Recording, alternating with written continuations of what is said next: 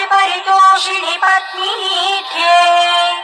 नाथानुबद्ध भुवनावनबद्ध दीक्षे प्रत्यक्ष देवतर्वे तव सुप्रभातम् ध्याये अखिलाश्रित वरप्रदकल्पकल्पे विश्वप्रदामनिलयामल दिव्यभासे आयाहि शीघ्रमघनासिनि संवितानाम् श्रीसूर्यदैवतव मे तव सुप्रभातम् प्रेम्णा वरं पति पुरस्मृतिमश्नुवाने नव्याब्जरागसहजन्म मनोज्ञकान्त्या शोभां विदायिनि उष्णे गगने पृथिव्या प्रत्यक्ष दैवतरमे तव सुप्रभातम् कृष्णाग्रजेन जगति परिरक्षणार्थम् संस्थापितोऽत्र दिविषत्कनसेव्यदेशे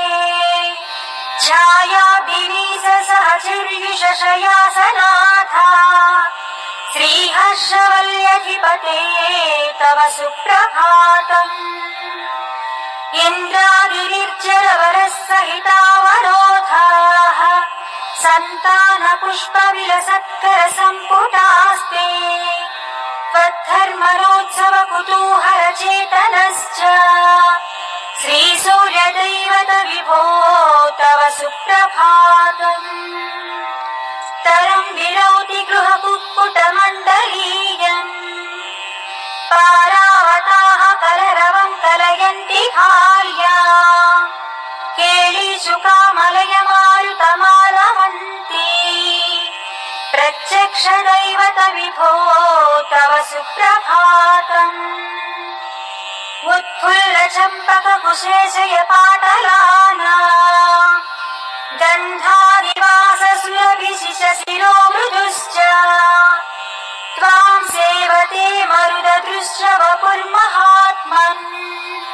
श्रीसूर्यदैवत विभो तव सुप्रभातम्।